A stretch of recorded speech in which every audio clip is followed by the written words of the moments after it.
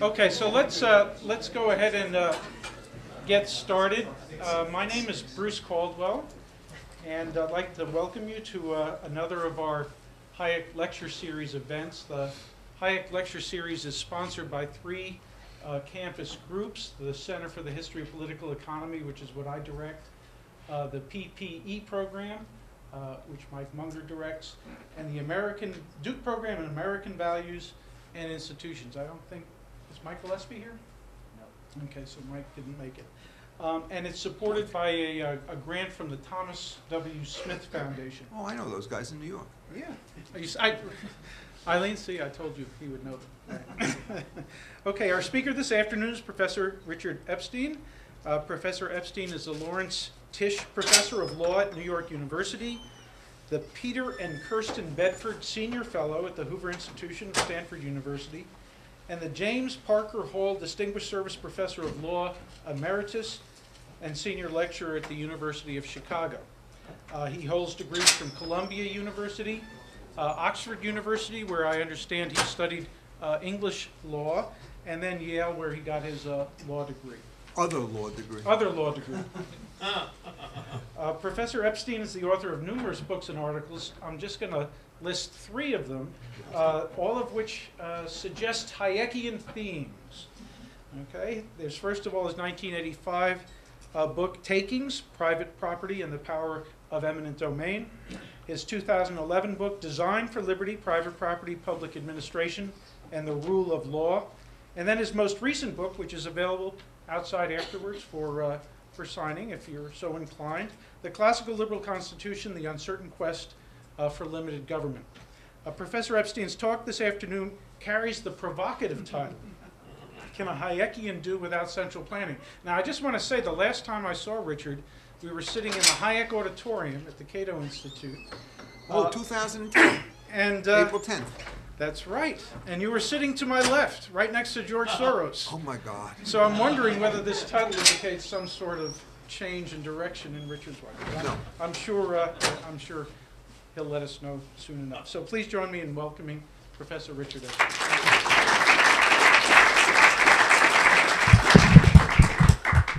Oh my God, the Soros lecture. That was one of the more extraordinary debates that I've ever entered into my life, if you remember, Bruce. Can you hear me or not? Do you turn this thing on, or do you just pick it up and croon? I don't know if... Bum. There's no amplification here. Okay, so you'll have to speak loudly. There is no amplification? Right. Oh! It's recording for up there, but not Then I'm going to basically move out from behind this armamentarium. This is a very dangerous position to be speaking on a slope, and so there's somebody constantly pulling back, and gravity, in fact, is the menace that I'm going to have to deal with. I think I really ought to start because I forgot about that Bruce was at that occasion. This was a very interesting discussion. It was on, I think, April 10th or something like that in 2010. The members of Ronald Hamaway, who passed away, who had just put out a new definitive issue of the Constitution for Liberty, which is not my favorite Hayek book, but which is nonetheless had a very long run. Myself and a man named George Soros. And George, as you know, is a financial manipulator par excellence, worth many billions of dollars. And what he tried to do with this particular lecture was to remember why it was that he disagreed with Hayek and agreed with Karl Popper when he was a student at LSE back in 1952 or so. And he couldn't quite figure out why it was that this was relevant. And it was one of the more extraordinary illustrations of the basic principle that you can be absolutely world-class in one area as a trader and be largely clueless in another, which has to do with the questions about intellectual history, in which he purported to have some degree of expertise. And I mean, it was very strange, and I don't want to go through the exchanges that we had there, but one of the problems that he had was one of the problems that Hayek had, which was, now I'm already off on the riff, but that's the way it's going to be, which is when you're trying to understand the appropriate contours of regulation. What you try to do is to force everything into a narrow libertarian framework in which it turns out that the hallmarks of state regulation are in fact coercion on the one hand and the control of fraud and misrepresentation on the other. Now, it turns out that, as we will see further on, there is in fact a third problem which is quite distinct from either force or fraud, for which the standard libertarian denunciations will not work. And what that one turns out to be is essentially the situation in which you're trying to figure out the appropriate response to monopoly, which requires answers that are much more sophisticated in terms of their basic conceptual framework than the force of fraud framework will allow you to do. And Hayek himself, when he talked about coercion, could never quite figure out what the difference was. This is not a problem, by the way, which has gone away. For those of you who are curious, if you look at the recent Supreme Court decisions on the Obamacare case, and they're trying to figure out why it was that it was illegal for the United States to say that if you don't wish to join in our new Medicaid program, we will take away all the money that we gave to you under the old Medicaid program. Whatever you're saying here, it is certainly a very powerful financial maneuver, but it is not the same thing as putting a gun to the head of the governor and say either sign on or I will blow your brains in. And the inability of Chief Justice Roberts to articulate the decision is in fact one of the major blemishes on modern constitutional law.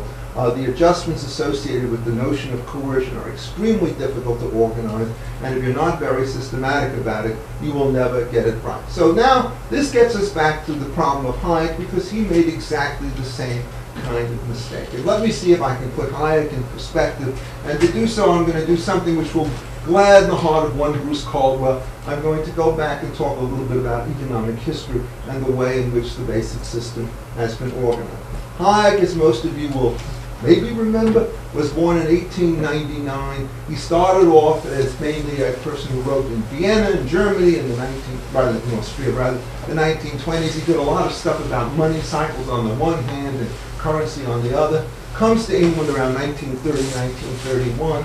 Comes to LSE, and all of a sudden he now becomes much more interested in a lot of the issues associated with the growth and development of the political economy system, particularly with the question of socialism, either good or bad. And it turns out that at the same time that Hayek was trying to figure this stuff out in the European context, we have a similar movement which is taking place in the United States through the increase in regulation and a whole variety of transactions that culminate in the 1937 revolution in the New Deal, where all of a sudden progressive ideals start to take precedence over the standard common law views or the classical liberal views on the subject. Coming of age at that particular time in America, a decade younger than Hayek to be sure, but basically parallel in many ways, are people like Milton Friedman and George Stigler. They were monitored in part by a man named Aaron Director, who was born 1901, 2 years after Hayek. And so what you do is you see all of these people in somewhat different environments facing the same challenge. Now, at the Hayek in Europe, the difficulty was perhaps more urgent than it was with respect to the American guys, because you have to look at what's going on in Europe. And the first thing you notice about Europe is there are two nations that are both mortal perils, who essentially end up going to war with one another. That is the Soviet Union on the one hand and Nazi Germany on the other.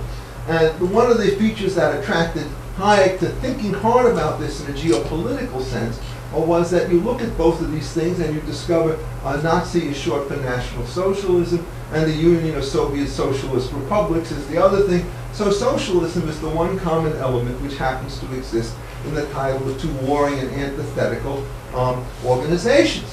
And the question that Hayek has started to ask himself is, what is it about socialism that can start to create the kinds of vulnerabilities that could lead to this kind of tyrannical behavior?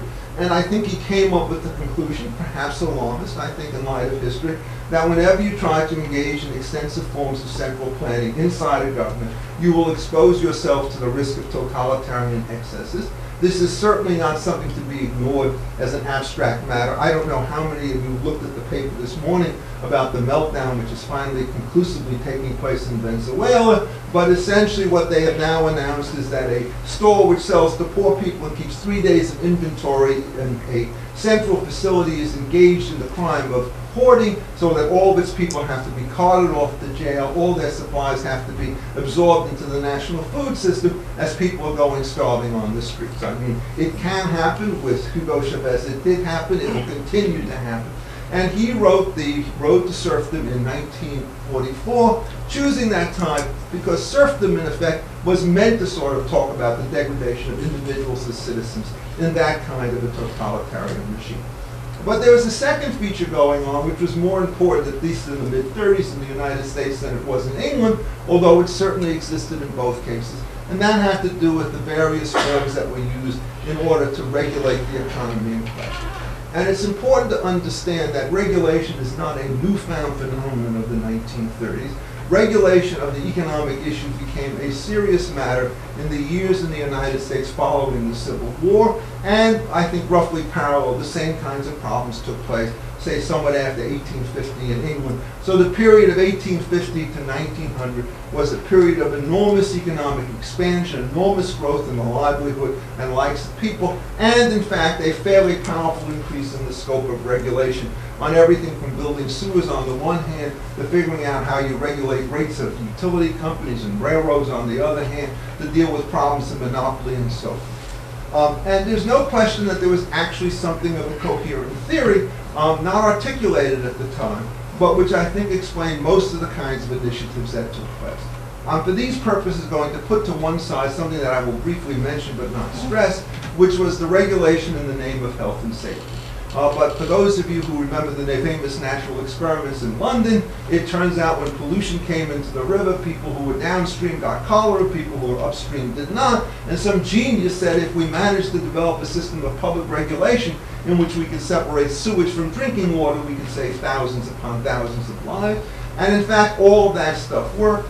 In 1850, in England and the United States, roughly speaking, life expectancy was about 40 years of age. By 1900, it was up to 47. There were many Malthusians amongst us who said that this is just a blip which will return in 20 years. And sure enough, by 1920, we go from 47 up to 54, up to 1930 at 61, and so forth. So the first thing to understand is that the public health regulation that started to take place in this particular period was generally regarded as non-problematic because of the manifest benefits that it produced in able to control communicable diseases of one form or another. And this recent episode on measles brings back to mind, people who came to study it, some of the earlier wisdom with respect to when it is you need vaccines, quarantines, and so forth. This was not the dominant issue of regulation with respect to the period in the 1930s and so forth, or even earlier. It was, in effect, economic regulation, by which we mean, quite simply, that form of regulation which is designed to control either the price at which various goods and services are going to be tendered from one person to another, or the other terms and conditions associated with sale. And so the question that one had to ask is, under what circumstances do you interfere with the operation, quote unquote, of the market in the way in which it sets the prices and terms and conditions for the sales of goods and services? The one-sentence answer that one gives in the late 19th century, which is developed at length in my book on the classical liberal constitution, was monopoly. And so the question is why? At the beginning of the particular period in question, people had a very strong sense that monopoly was bad for, as it were, social welfare, and a relatively imprecise knowledge of exactly how this worked out. And I think most of the economic historians know better than I that the first systematic working out of this in its kind of complete situation was in Alfred Marshall's Principles of Economics in 1890, which is essentially the same year that the Sherman Antitrust Act was enacted into law in the United States. Clearly, there is some kind of cross-filtration in ideas, and the basic model that one came forward with, which is still 90% accurate, is that if you're dealing with a monopolist, it is in his interest to constrain the supply of goods that is going to be available, to raise prices, and in so doing, reduce the number of goods sold, such that you can prove by a simple diagram that the gains to the monopolist is basically greater, is less than the loss to the consumers who are now shut out of the market by virtue of the fact that they can no longer afford to buy at the monopoly price, even if they could afford to buy at the competitive price. There are 1,000 different variations with and without price discrimination and so forth, but essentially the great theory was you constrain the supply and you give somebody absolute control over price in these particular arrangements. You do not know the magnitude of the social losses involved. That depends upon lots of other things, but you're pretty sure that you know the direction of the trade. Now you have to then map this into two kinds of industrial developments that take place at this particular period of time to see how complicated this particular problem can become. First of all, there is something which is known as a natural monopoly, which is the economist would describe it as a situation in which the ideal form of production requires that it all be concentrated into the hands of a single party, as opposed to a competitive industry. And essentially, when you're saying that breaking up a monopoly and putting it into constituent parts is in fact going to create serious inefficiencies so that that particular cure will be worse than the disease. And the particular result of that was a system of rate regulation, often regulation of collateral terms.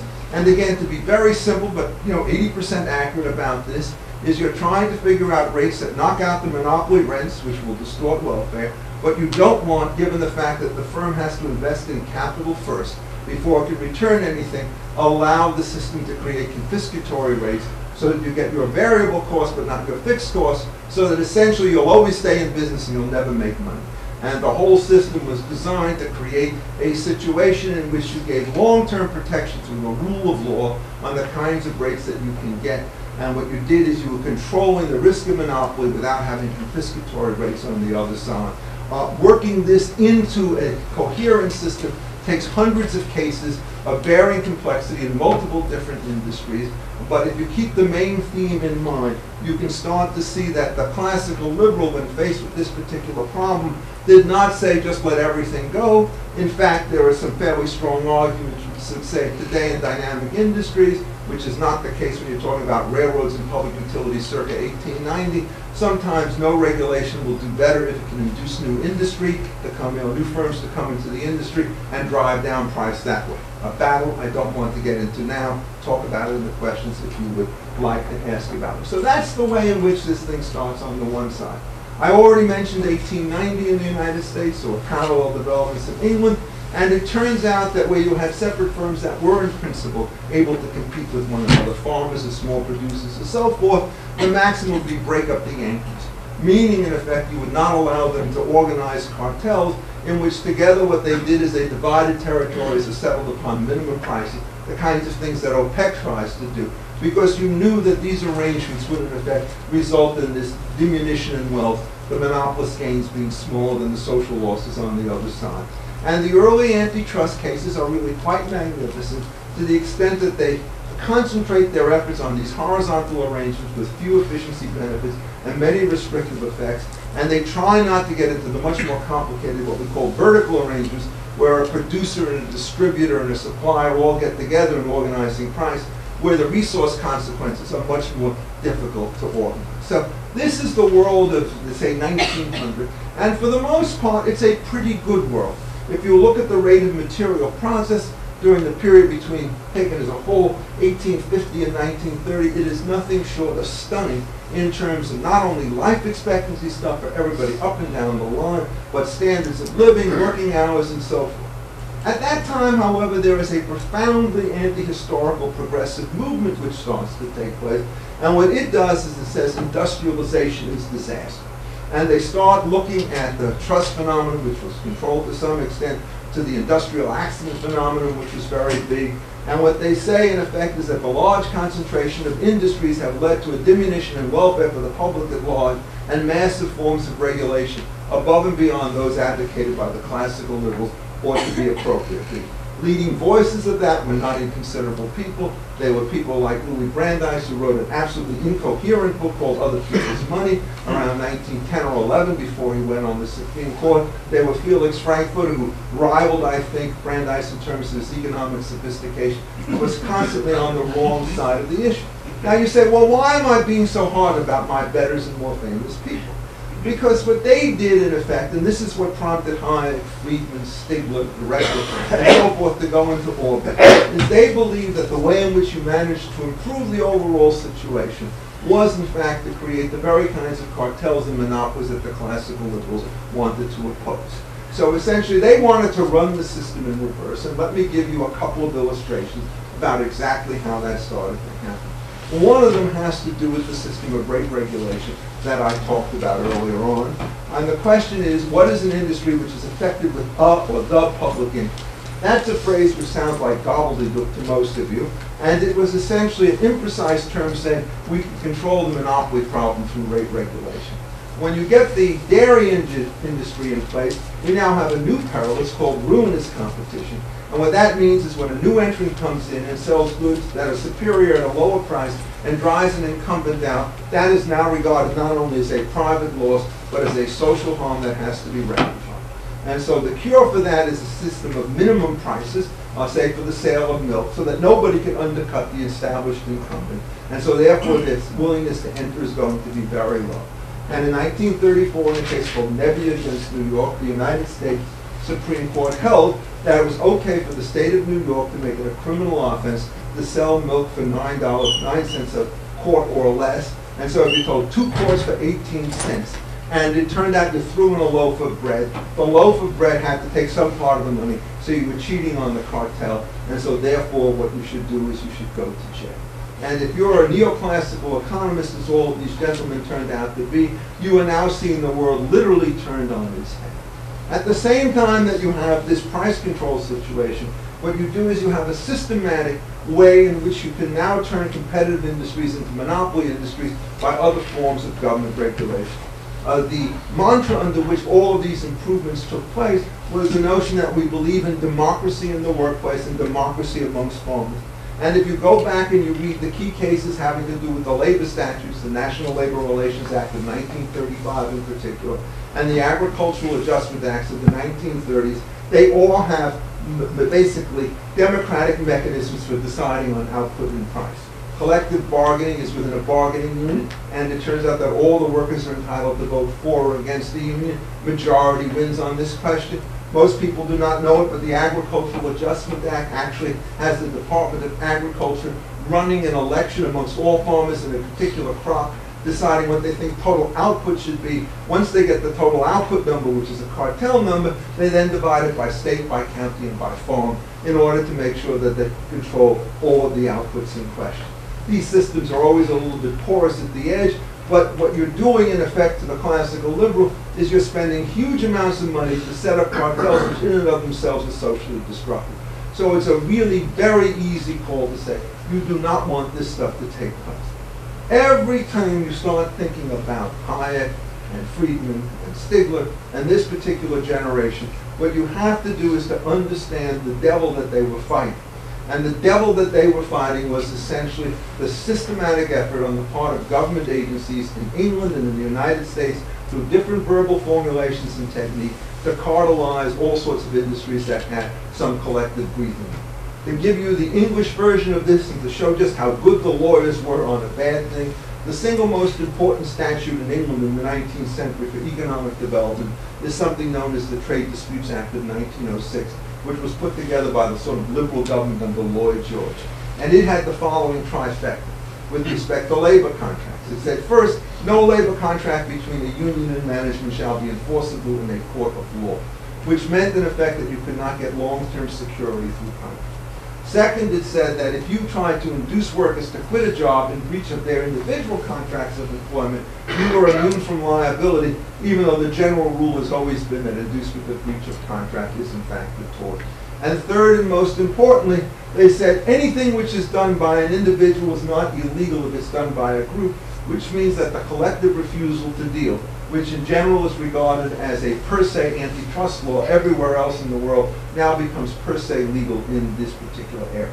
In different forms, each of these reforms, particularly the last two, become part and parcel of the American system, and so what you can now see is an extremely powerful labor union by special legislation exempted from the general rules of contract, property, tort, and antitrust. And so when Hayek starts to speak about the rule of law and the need to have general principles and not to have ad hoc expressions of it, what you should do is to think of all these labor and agricultural statutes as though they are manifestations of the truth that he starts to understand.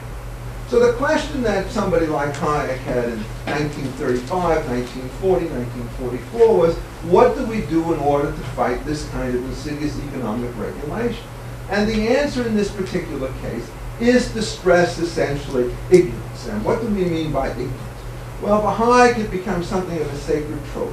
But he says, look, nobody out there really knows anything about the preferences of all sorts of individuals in terms of what it is that they do and they do not want.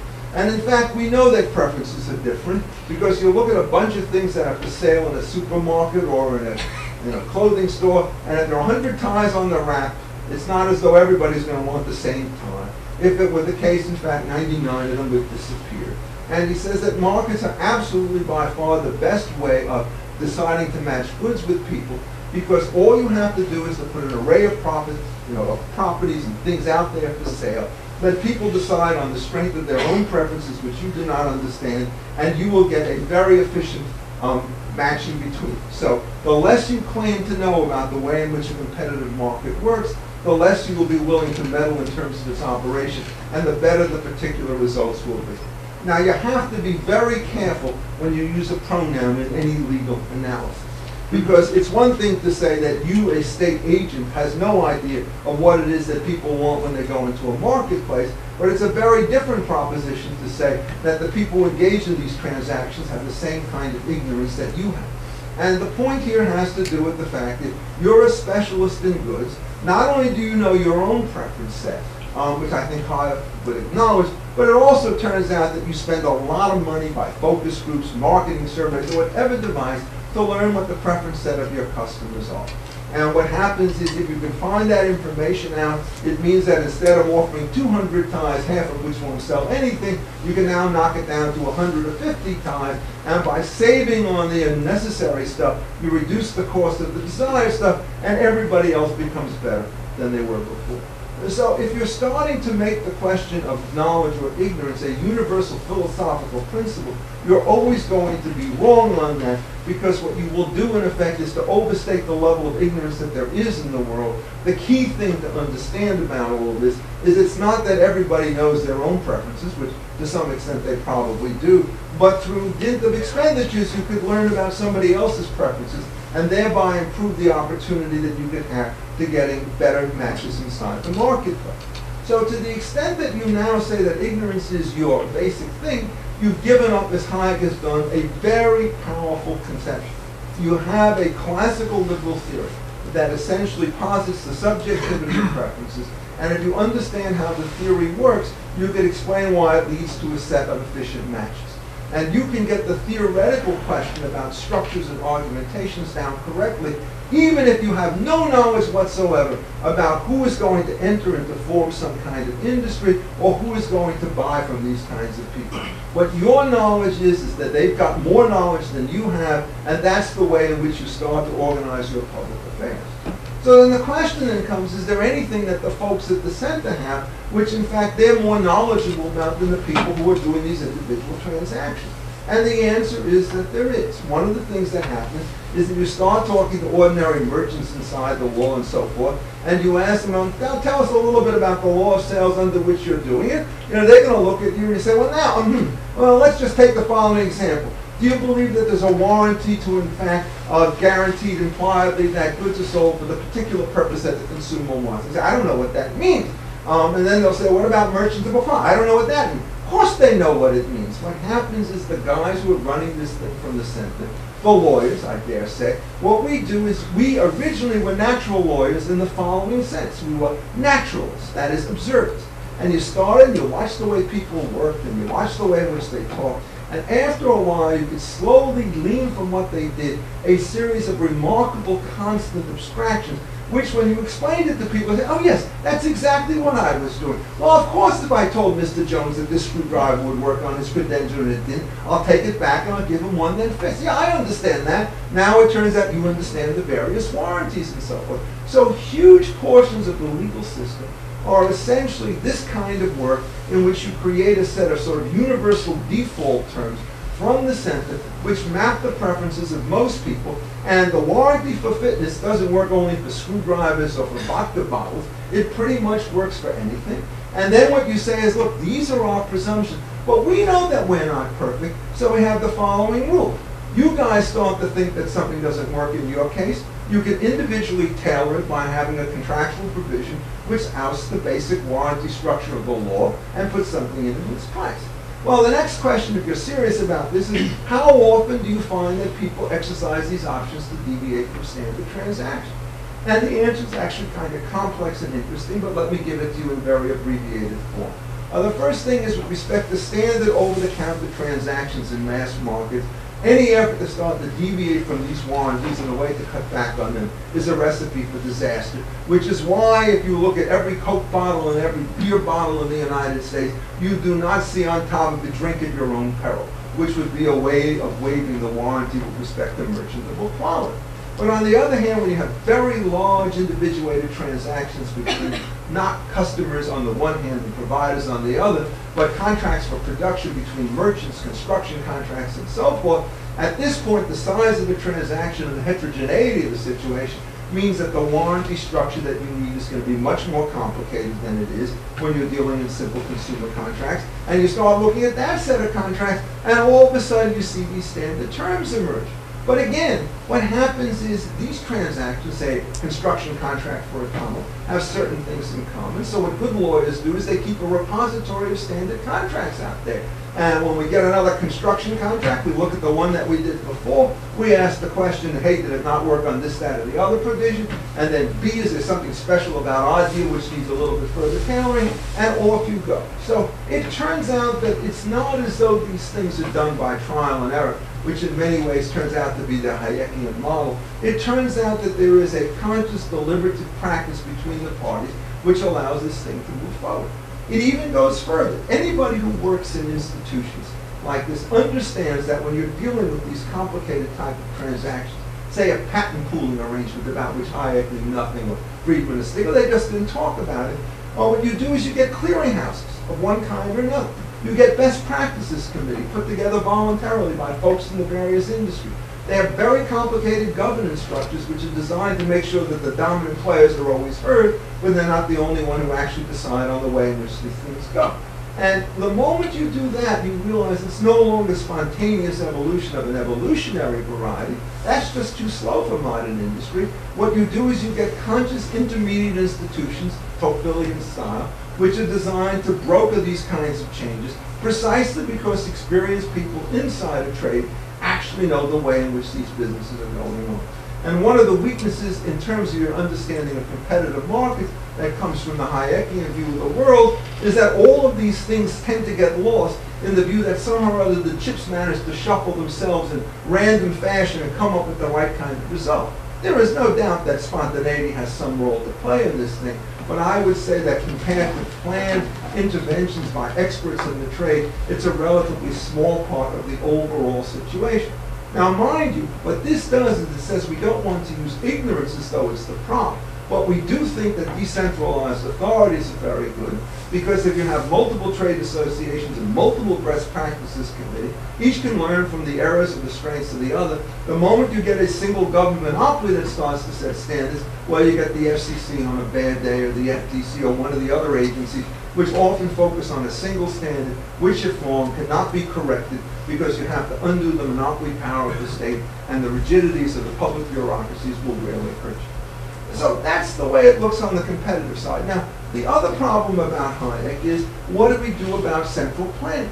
And if you start listening to what he says in his great papers on the socialist calculation debate and the uses of knowledge in society, one in 38, I think, and the other in 45, which we know all of this stuff far better than I, there is essentially this constant notion that people possessing small chunks of information start to make their independent decisions. They come together in a way which exhausts the gains from trade from voluntary argument. And the centralization argument lasts, decentralization argument lasts, even if it turns out that the ignorance argument that he made is in fact wrong. Because decentralized knowledge means, in effect, that if one guy wants to act, he doesn't have to bring the entire world with him. If it's successful, other people can either trade with him or imitate him. And so that what happens is you essentially have a diversified risk pool, which is going to be more robust against error than a single monolithic structure. And if you think that downsides are often more dangerous than upsides are good, the last thing you want to do, to talk about the old phrase, is to put all the eggs in one basket. Why is that? Because if you drop a basket and all the eggs are in it, what happens? They all break, right? You put them in different baskets, you could still lose one or two of them and still keep enough of a supply. And so that's the strength of competitive markets. But now let's go back again to what I just said about the beginning of this lecture. And we start talking about the situation where free entry and exit are no longer possible. That's the case of the regulated industry, the natural monopoly, and so forth. And the question is, what do you do then? Well, at this particular point, decentralization is not going to be able to work the magic that we would like it to work, because if you're relying on a system of decentralization, it means that you have to have 2 road systems, 2 rivers, and so forth. So you have to think very differently about the way in which various kinds of property institutions are going to be put together in order to make this thing work. So now I'm going to put on my Roman law hat for a moment, because this is an area in which the Romans, the early stuff in the digest, not in the digest, Justinian's Institute, Book 2, Chapter 1, is in fact in many ways some of the single most important passages on the history of property law, because what happens is they introduce a distinction between the res nullius on the one hand and the res commune on the other. That's Latin, let me give it to you in English. Res nullius quite literally means a thing owned by no one. And that would be a shell on the beach, or a valuable piece of timber, or an unoccupied piece of land. And the basic Roman rule, which essentially has become the rule everywhere else, is that ownership of something like that is taken by somebody who reduces it to what they call occupatio, or occupation. That means fencing off the land that you now claim as your own, capturing the wild animal, grabbing the particular thing in question off the beach that you want to do. And the theory of this system was, and it's not a perfect theory, is if in fact you allow unilateral actions of this form to take place, everything has an exclusive owner. When it comes to the question now whether it's worth your while to plow the land and to improve it, if you're going to be able to internalize the gain, you're going to be able to do so only if you can have exclusivity at the front end. And so essentially what happens is that the theory of first possession, initial occupation, what Locke mistakenly called the labor theory of value, that is, you mix your labor with something. You don't have to mix any labor with it, you just have to acquire it. This is the way in which private property systems are created. And then what happens is once you own it, the basic bundle of rights allows you to develop it on the one hand and to trade it on the other hand. So out of these little acorns, mighty trees start to grow through a series of exchanges on the one hand and voluntary cooperative organizations on the other. And the Roman law on sale and the Roman law on partnership is remarkably adept in figuring out how it is that you put these various combinations together. I mean, it's perfectly serviceable today. In fact, 80 to 90% of it pretty much survives in its original form, not because these guys were lucky, it's because they were smart. And they were very good in the way in which they did it. But the other half of the picture is every bit as important, and this is where the Hayekian model comes up. What is a race community? And that's a theme which is owned by the community. Now the question you ask is, what do you mean by that? Richard, you're sounding like a modern socialist talking about the community owning this and the community owning that. And you know, from the word commune, it's not a very long jump until you get not only to community, but to communism, which is the collective ownership of the means of production. Aren't you dealing with all sorts of very powerful stuff? And the answer is, if you don't know what you're talking about, absolutely you are. But what was the Roman system? Their attitude was that the res commune consisted of the seas, the beach, various things like trails and rivers, and the air. And what that meant, in effect, is that there was no individual who could reduce it to private possession by the rules of occupation. So that what they do is if you flip over the nature of the resource, all of the rules on entitlement flip over as well.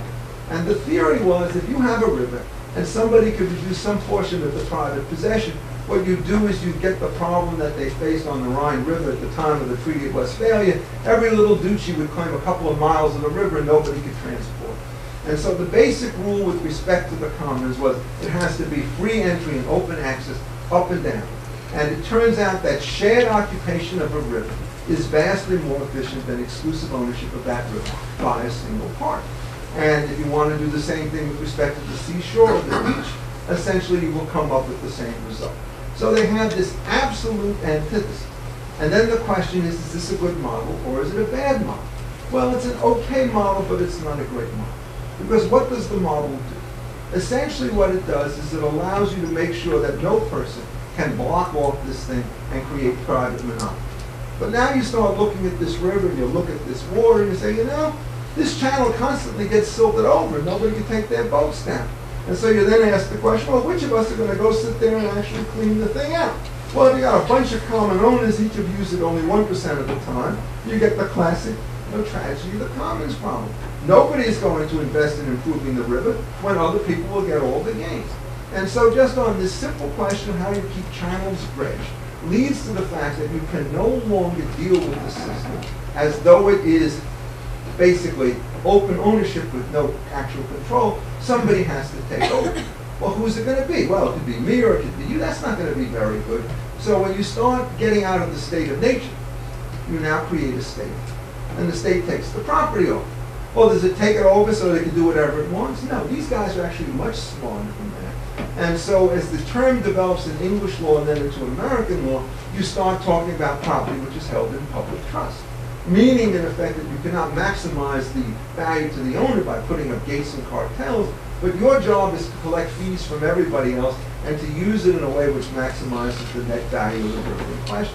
Now, you put this thing against the Hayekian scandal, or standard, and you can see where the fundamental difficulties are going to start to arise.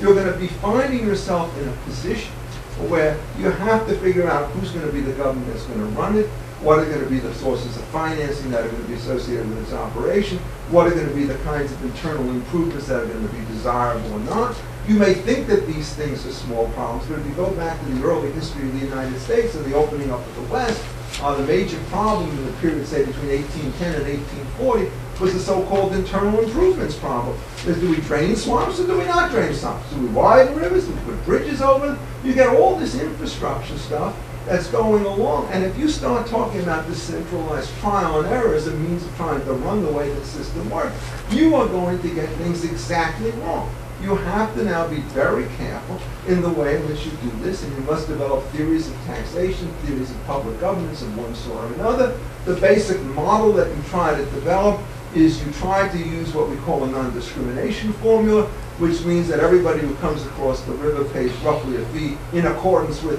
either the number of boats or the size of the boat or whatever it is. You take those revenues and you use it to prepare a situation, and you hope that if you do this correctly, the non-discrimination formula will, with appropriate situation, means that everybody who contributes to the cost of maintaining the common good gets back a partial value in its improvement greater than the cost that they put in.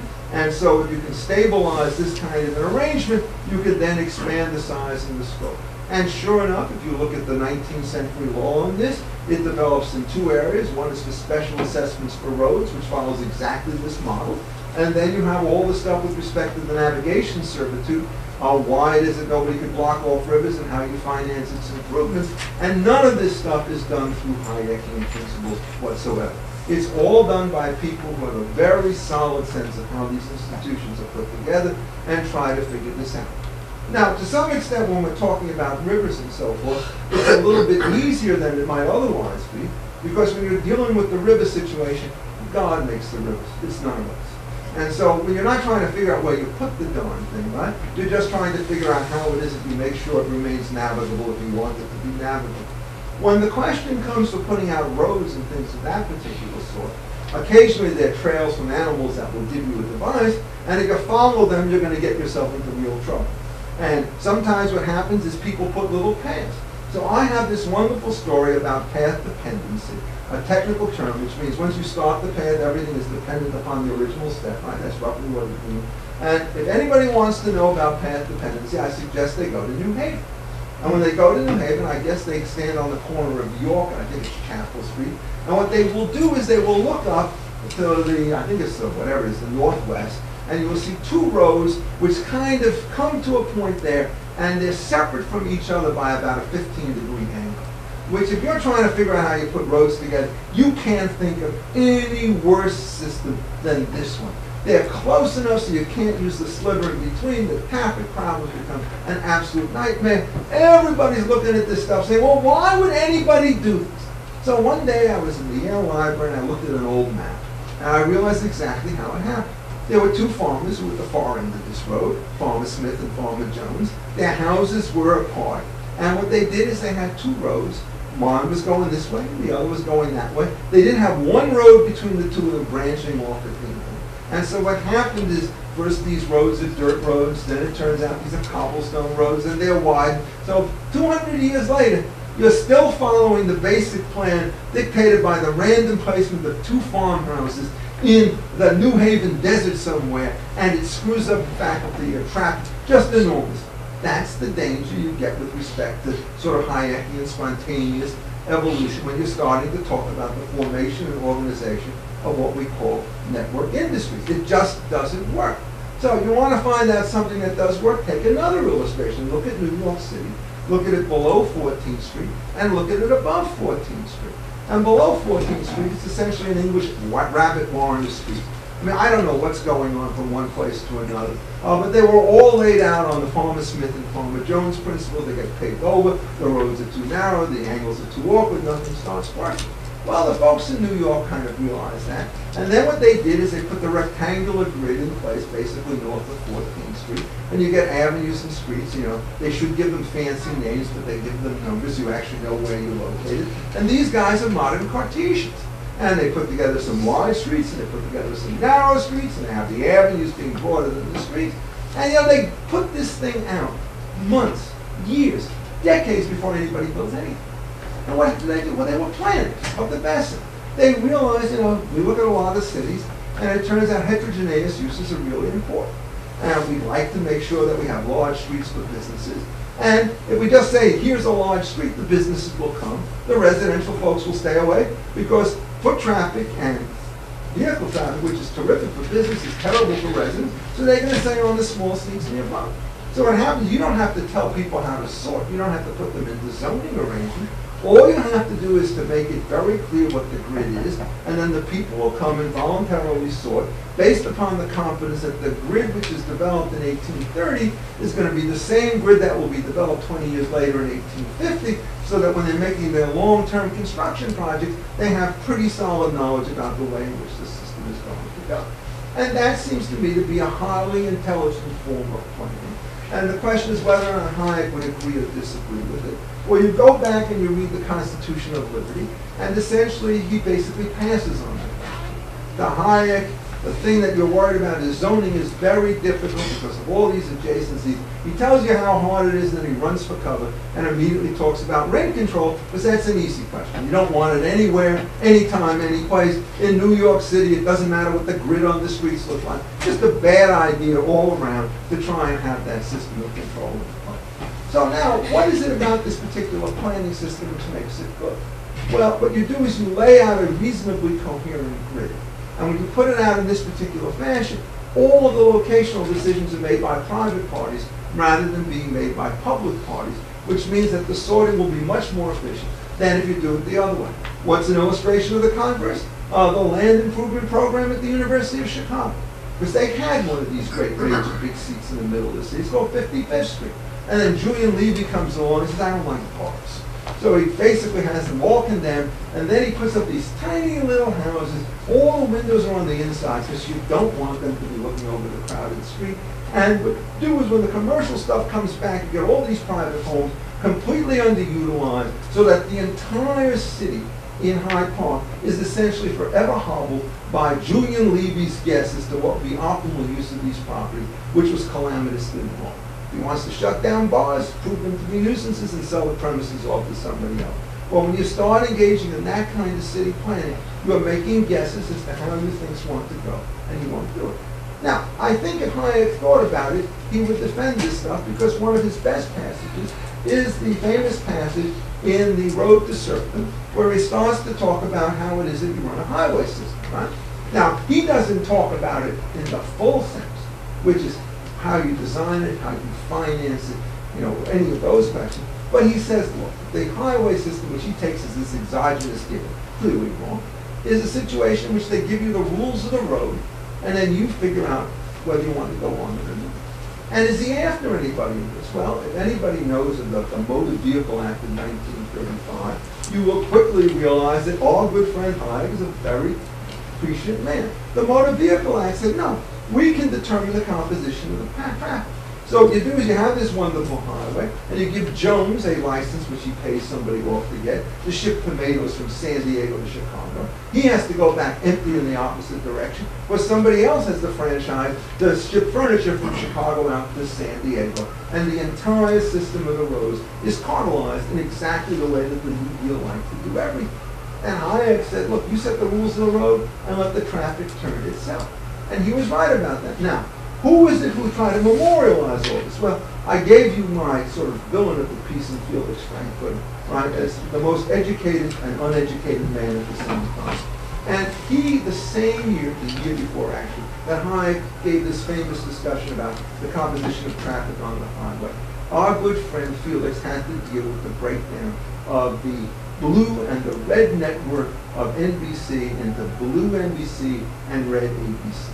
And this was a clear question in which the United States and the allocation of spectrum did not use a bid system, and there was excessive concentration inside the industry for which you had a regulatory rather than an antitrust remedy. And I have no particular objection against breaking these two networks up. It's done, I think, on balance, a world of good. But when he's talking about this, Felix Frankfurt had the following tendency. If you have something that's right, use it as an equation to say something about things you don't understand. And so he knew, in effect, that what was going to happen at that particular time is there was still a fair number of radio stations on frequencies that had been unallocated, and the question was how these things should be allocated. The standard that is developed under the Telecommunications, or the Federal Radio Act of 1926, a Hoover confection, by the way, carried over into the Communications Act of 1934, a Roosevelt conception. Remember, Hoover was the president, which was part of his problem at that time, and Roosevelt was the same thing, said that the public interest, convenience, and necessity should determine how the frequencies are to be allocated. That's the point. And the question that Felix Frankfurter asks is not the question, does this make any sense? He says, is this too vague to be an administrative standard that's delegable? And in line with the received New Deal precedents, delegation to administrative agencies took place under the most loose standards whatsoever, because we all believe that administrative expertise would allow us to offset the kind of wisdom we get in the market. And this is what happened. So he says, look, when you deal with these lines, we do not want the FCC to be a gatekeeper. We don't want it to simply make sure that there's no interference between what goes on one frequency and on another, which of course is the model that Hayek defended with respect to the roads. We give you lanes in which the traffic goes, and you figure out whether you're going to carry tomatoes and bricks when you start to use the particular line. All right, so he says, it goes beyond determining the rules of the road. We have to determine through government action the composition of the traffic. That's the motor vehicle analogy carried over. And so he said, well, how do we do that? Well, he said, that's easy. What we do is we develop the standards which starts to ask about the amount of value that anybody starts to bring to the frequency. So we ask, what are your technical facilities? What kind of program do you want to put on? Who are you going to hire for this particular job? Where are you going to locate the station? What are your long-term plans for improvement? You're a good bureaucrat. You can find 50 elements that you're going to put into the equation. Well, then somebody has to evaluate this, and you find out just to take 10 applicants, and the first applicant is good on all the number ones, the second one's on all the number twos, the third on all the number threes. Who knows? You have no idea what weights to attach to the different elements, and so you end up, oh my God, you go through all this stuff, and you come up with something which is just a guess, one way or another. So what happens then? You got the frequency. Within a year, the private guy can sell it off for auction, which is the current rule. So now you get the market response. The difference is you've wasted the money on the administration, and all the rents from the frequency don't go to the federal government, right? All they end up doing is going to the guy who gave the first license, which you never did get. We now have the broadband frequency licenses. Ronald Coase wrote a famous article in 1959 saying, hey, Federal Communications Commission is just fine. Let's just do it that way and sell the whole thing off. That advice has been taken, and the last one gave you $40 billion into public treasury, marred only by the fact that good old Charlie Irving managed to get himself some minority credits for the Dish Network. He saved $3 billion on his competitive bids with Verizon and AT&T, something which should never happen. But that's the cross subsidies you get in government bids, which you never get in respect to private licensing.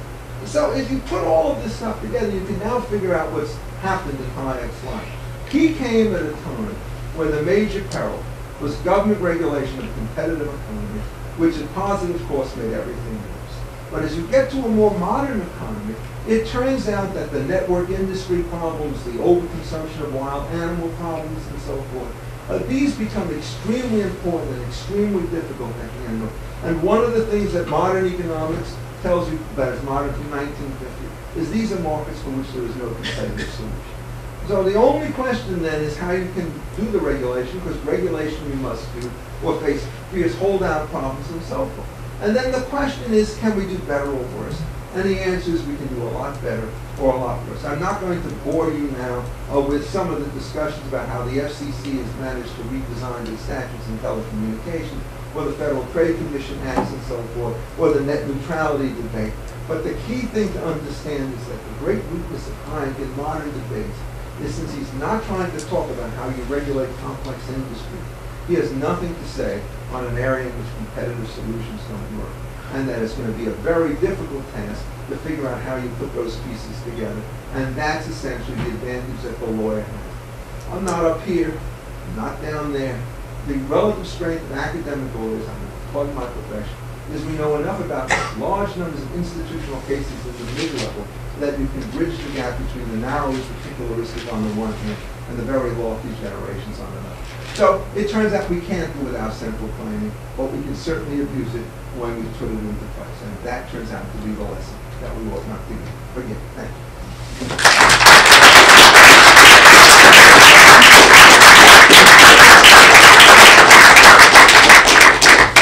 So I'm going to sit down. I'm dizzy from standing there. I know that some people may need to go. We're going to try to go till about 6:10, 6:15 with questions. The book signing lady is going to have to leave around 6:15. So that's when we buy the books and sign them later. And I will make $15. Right. I just wanted to raise one question. I think since I'm the Hayek lecture sponsor, I feel obligated to at least say a few words on behalf of the person for whom the lecture is named. And Richard's absolutely right that in terms of the details of regulation, this was something that Hayek never tried to deal with. But that said, in The Road to Serfdom, Chapter 3, I believe page 81 to 82. Whoops. Pulling rank, are you, Bruce? He actually says things like, well, you know, there's going to be areas where the competitive price system doesn't work. Externalities he mentions health regulation. Well, that's he mentions public goods. He mentioned he's never offered any kind of advice. He was not a policy wonk. He was bad at it. I think he understood his relative strengths and avoided the things that you said that he's not going to be very useful in helping us understand. The other thing, though, you were making fun of the Hayek knowledge thing. You know that's got to get me worked up a little bit. So let me offer an alternative vision of that knowledge argument that Hayek was making. And he was saying, look, we're ignorant. Everybody's trying to plan. Part of what he was saying was that firms try to plan, and Hayek was against planning. No, Hayek says, of course individuals try to plan. The thing is, we live in a constantly changing world. And I think it's going to be a cold summer, so I'm going to produce raincoats. And you think it's going to be a hot summer, and you're going to produce bathing suits, suntan lotion, and bathing suits.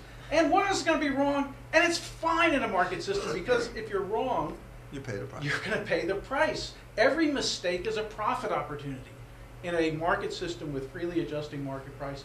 So we wanted to make sure that those prices were adjusting, that you had the sorts of institutions that are also going to allow the rule of law, protection of property rights, and all those other things that are necessary for a market system to do its magic. But his argument about knowledge was, in a world of not everyone's stupid and we can't figure out to do anything. Everyone's trying to do something, but you want to be able to adjust quickly to change. And he was trying to point out that many of the proposals that were being made at that time, as you were saying, in the 30s, were just saying, oh, look, we have to, for equity reasons, fix these prices, and it's okay because we fix prices. What do they do? He says they're essential for being able to get the system to work. All right, look, nothing that he said, of course it's not, what? It's my show. I get to do this. No, I think you should do it. Now, let me see if I can answer the question. And then after that, we'll take questions. Yeah, I mean, first of all, on the question about the knowledge and preferences, we said essentially the same thing. Where you have partible preferences, so I can make my choice in one way and you can make yours in the other, individual knowledge is essentially going to do it. And I stress over and over again that anybody who thinks that people do this based on ignorance is wrong. And I don't think Hayek particularly said that, although his more general statements about ignorance are much too uncautious on this particular point, because occasionally, particularly towards the end of his life, he gets carried away by the sort of the utter stuff, and he becomes anti-utilitarian and anti-formalist Yes, in his right. model. Yeah. And you are not that. You are basically giving a perfectly standard neoclassical argument. The difficulty is when you're starting to put together a network industry, you can't have it go with one gauge of track for one guy, and then the next guy coming across the railroad goes on another gauge of track. So it's 4 feet 10 and 3 1/4 inches, and you don't pick that number at random, right? What you do is you pick it wide enough so that you can have a stable load and narrow enough that you can turn the corners. When you get into the mountain grades, you realize that it's too wide, and then you create mountain grades which are essentially 3 foot 10 or 3 foot 6, because you need to tailor it for local situation. And even on that, you then standardize it, and then you develop mechanisms, as they did in the railroads, for shifting cars from one kind of base to another in order to minimize the sort of transactions that takes place. And what Hayek doesn't talk about is where the preferences are indivisible. The question is how you come to the aggregate standard, and that's where the committees come into place, the technologies come into place, and so forth. He never talks about these sort of intermediate institutions. Leave it to the lawyers. Yeah, but no, but I mean, you know, you're leaving it to, let me just say this, leaving this, the biggest dispute we have today in intellectual property, another area in which none of these guys knew anything about, right, are the so-called FRAND standards with respect to standard essential patents, the SEP stuff. And the question is, in order to put together a standard, you've got to get technologies from 20 different companies and put them together in a way which is going to allow you to get the optimal technical solution without giving any of the component persons there the opportunity to essentially extract monopoly prices because his patent is part of the standard. And what people then develop is what they call FRAND regulation, which is a takeoff on 19th century rate regulation, fair, reasonable, and non-discriminatory prices. And you look at that formula and you say, oh my God, if that's the best that we can do, we can't do very well. And it turns out you're wrong. You can't do very well if you don't know anything about a particular industry, but if you start to look at the way in which the industry pros work, it turns out that the standard setting that exists with respect to computers may be different for those with respect to chips, and the number of times that they work these things out voluntarily without legal enforcement is exceedingly high as a fraction of the whole, and it's a huge part of their business. One of my, from time to time, clients, not now, alas, is Qualcomm. They're a member of 39 standard organizations or more. And you know, they spend a lot of money on these kinds of things. The governance structures are exquisitely constructed and so forth. That's the kind of thing that you have to know. And so I don't think Hayek got it. Now, you mentioned healthcare, right? That's exactly the fact that you put healthcare into a homogeneous bin, if Hayek did it, and he didn't think much about it, is a terrible mistake. He was basically in favor of the national healthcare plan. Sort of, not in the form that it took place, but if you read it in, you know, I can't remember which of the chapters, it turns out that in order to get rid of protecting industries and firms in failing industries, he kind of starts talking about minimum level of social benefits that can be survived at some level. Unemployment insurance was part of it.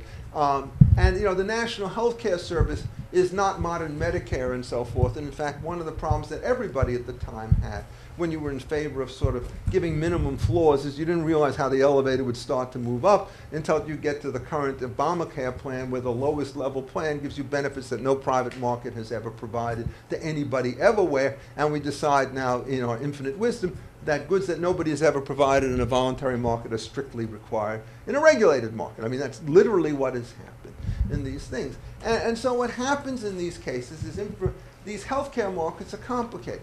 The traditional view on healthcare was we regulate for contagious and communicable diseases with quarantines and so forth, because they're real externalities. But with respect to individual kind of healthcare, the strategy that many people would use, I think, is to try and get voluntary organizations that can respond to the changes by giving you the best compound of price and cost. And if you actually look at the kind of healthcare plans that have been driven out under the Obamacare system, oftentimes what they do for low-income workers with high turnover rates, they give what frankly everybody would regard as miserable coverage, but it does essentially, with a small deductible, cover you against really serious kinds of things. What's happened is all these plans have been invalidated. And then you throw people into an open market, and what they have to do is they have to buy plans which are essentially on the 1990s models of a health plan organization. We tell you which doctors you could go to on the panel. If you want to go out of service, it's extremely high. Those things met a hugely negative market responses on selection of doctors, and people backed off on it. And now, in order to give universal coverage, you reinstate the very forms of control that people don't want. And so there, you don't want to have regulation in the individual product provision market. And the more you start looking at these individual programs, and I don't mean at the abstract level, just kind of going through the list of benefits that they have and asking yourself what they track, you see the kinds of differences associated. There is the question, however, with health, that I think most people believe, which is that wealth and utility are corresponding reasonably well over very large portions of the domain. But when you're talking about life and death situations for a 2-day-old infant who will die of infant income cost, you don't say, well, kid, go to the market and find something. But, laissez-faire guys knew that. They had huge networks of charitable hospitals of one form or another. The actual rate of death that you saw from complete neglect in healthcare markets in 1900 was much lower in many cases than it is today. And you're talking about an economy where the average standard of living was probably 10% of what it is today. Because, it doesn't take a politician to realize that redistribution in these markets really matters.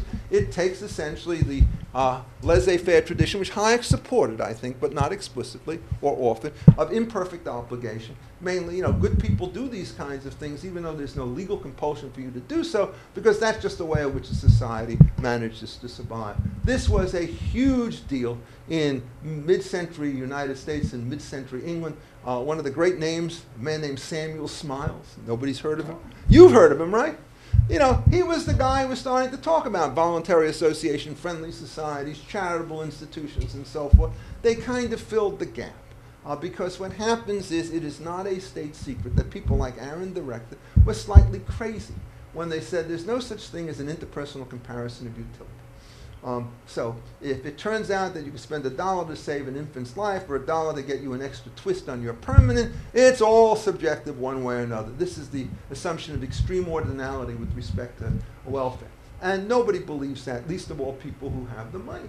And that's why you never see redistribution from poor to rich. You tend to see it moving in the opposite direction. And what it does is it gets crowded out by government social programs designed to deal with this starting in the 1930s. So, this is a serious problem. Markets in the narrow sense of voluntary exchange for mutual gain don't handle it, but this sort of other set does. Now, Hayek is very weak on charitable organizations, I think it's fair to say, as was Friedman and Stigler and so forth, because they never worked in that particular area one way or another, so they had no idea of how these things were put together or what they did. But when you're trying to think about voluntarism, and you limit it to mutual gain situations, partnerships and sales and so forth, you're cutting out a very large portion of the social area. My wife, she works in this stuff all the time. She is a master handler when it comes to getting people to give to good causes. I'm terrible at it, which is division of labor within the family. Okay, question? Yeah, it seems to me, you raised the issue of charitable organizations. It seems to me that government welfare suffers exactly from the Hayekian problem. Who is deserving of it? Yeah, absolutely.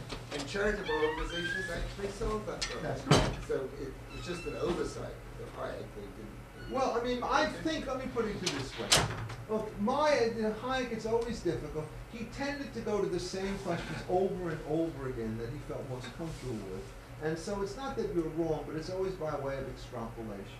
And the difference between his work and my sort of thing, I always taught courses where you're worried about, do you get tax deductions for charitable contributions? So now I'm trying to figure out, well, do you or don't you?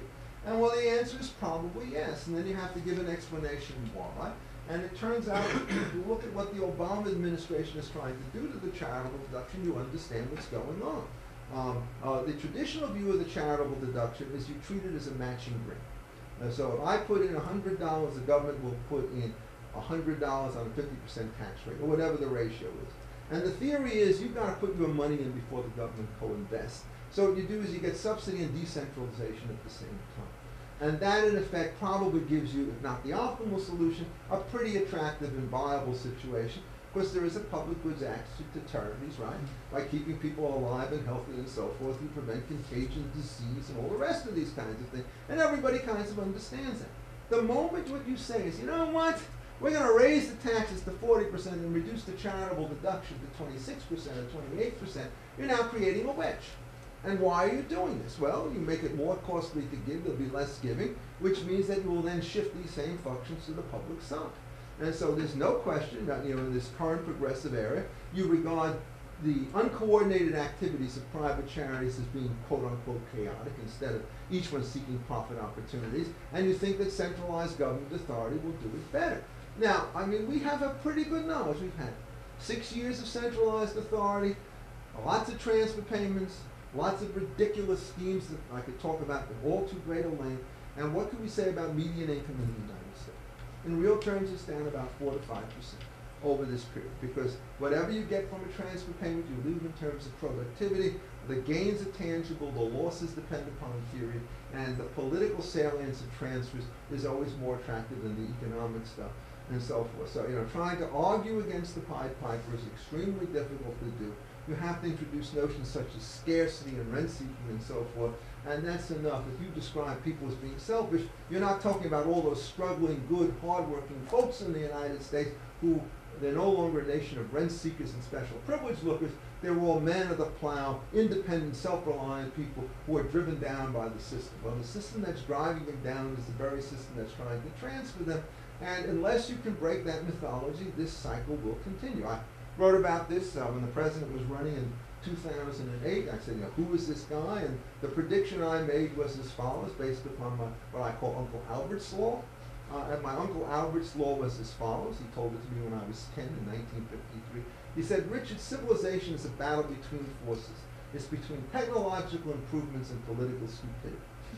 Though one of these things tend to push you forward and the other tends to push you backwards, and your job, if you're a lawyer like I am, is to try to reduce the level of stupidity so that you can have the technological improvements which tend to be cumulative start to survive. And I think that that lesson has by and large been lost in terms of the way in which we're doing, because we have the assumption that governments that act with benevolent intentions always produce benevolent results. And on that issue, of course, Hayek is on the side of the angels.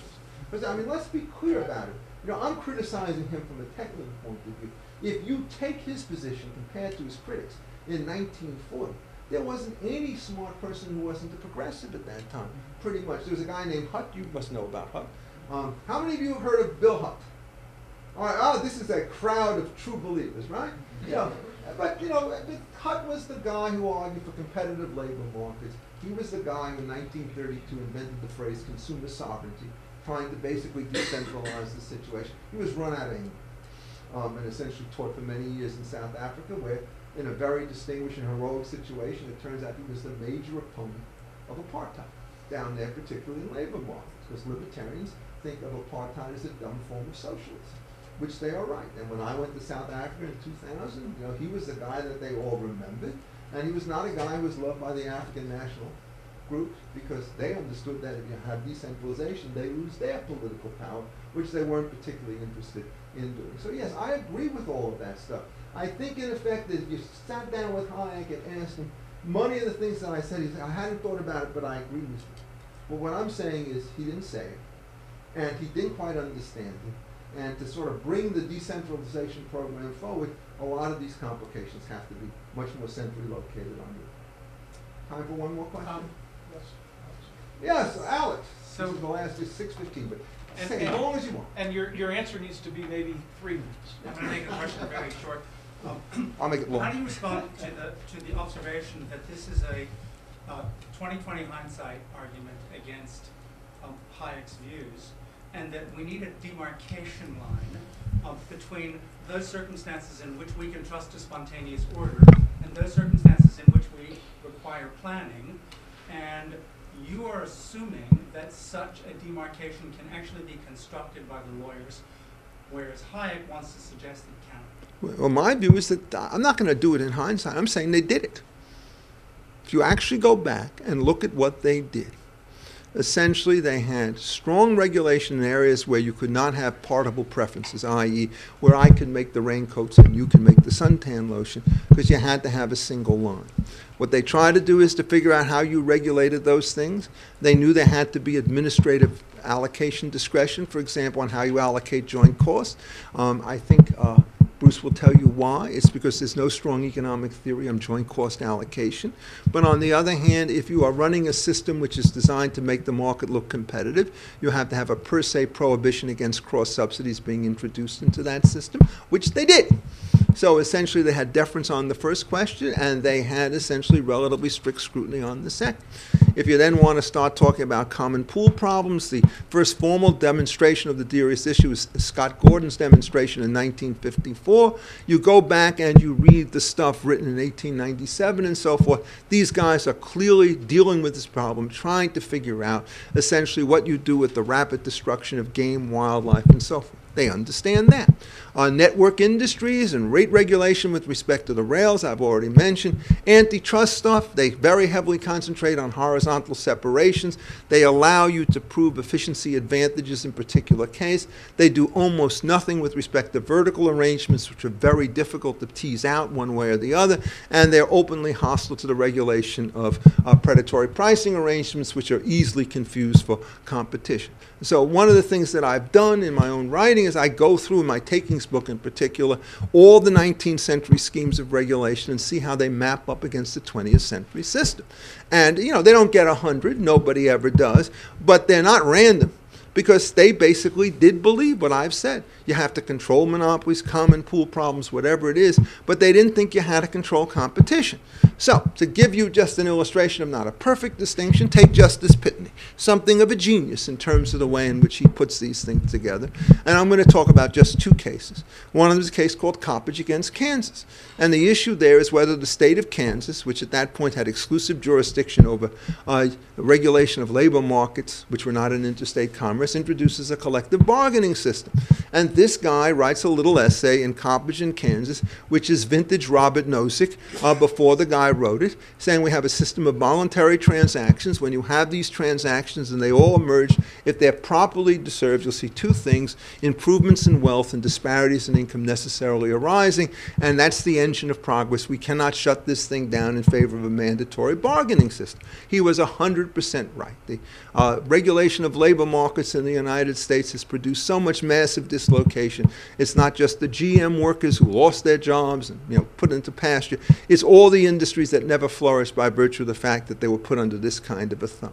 Then it comes 3 years later to the question of what it is we're supposed to do about the workmen's compensation laws, right? Now, it turns out workmen's compensation are innovations that developed in England in the 1860s and 70s in competitive markets. They realized, both unionized and non-unionized firms, that there was a way to smooth out some of the difficulties associated with the tort system if you got rid of negligence and contributory negligence, substituted a broad scope of employment test coupled with essentially a bar against the tort action and lower damages, which was what they put into place for accidents. And this system worked very well. And so it spread. Only in industries where there was a high risk of loss, mainly in the mines. You didn't have it in agriculture because there weren't firms, but in various kinds of railroad and other transportation industries that were very dangerous. And these guys put it together. And so when Pitney is now faced 2 years after the other case with whether or not you're going to strike down a workman's compensation statute which tries to parallel this stuff, all of a sudden he says it's an okay health regulation because he can't see the huge negative side. Now my view is if it's a contractual arrangement, there's a risk in basically saying it's okay to do it by legislation because you get bad legislation that can screw everything up. But essentially workmen's compensation has been a stable line. Nobody has huge difficulties with it in ordinary accidents. And it only became a huge problem in the situation where you started to get cumulative trauma cases like asbestos, where you have multiple employers, workers in different places, and trying to figure out how you allocate these losses. And the industry actually figured out a way to make these allocations sensible, which they were able to put into place. So, I mean, you know, I'm not talking about something which is nirvana that was never tried. I'm talking about something that was tried and is widely misunderstood. And so if you try to look at modern American property lawyers or constitutional lawyers and ask them to say, well, now what do you think about Norfolk and Weston as opposed to some of the other cases like, oh my God, I can't even remember the names of the case, like the Minnesota rate cases and so forth, and Smith v. Ames and so on. Most of them have never heard of this kind of history, and so they can't comment on it. What's happened is rate regulation has been subsumed by a rational basis test, in which since it's just really hard, we can't expect judges to figure it out, and so therefore whatever the legislature wants to do within very broad bounds is perfectly okay. And this has led to one catastrophe after another in rate regulation. It's done so in telecommunications, it's done so with debit interchange and so forth. And why is it? Because essentially ignorance is not bliss in the hands of a regulator. And if you don't try to understand what's going on, you're always going to get it wrong. And so my answer to you is, I'm not talking about what might have been done. I'm talking about what was done. And what we did is we frittered away an inheritance of perfectly coherent rules into perfectly incoherent rules. And it turns out that there's a very solid coalition on the part of justices who really don't like to talk about this stuff because it's much more fun to talk about gay marriage and similar issues. So rate regulation essentially is in the doghouse, even though its importance for markets, capital markets, real estate markets, labor markets, is still absolutely a dominant issue. And you cannot get most serious people to think about it today. And I'm trying to lead a little bit of a modest recrudescence. And on that note, I think we probably should stop. Thank you all again for staying around.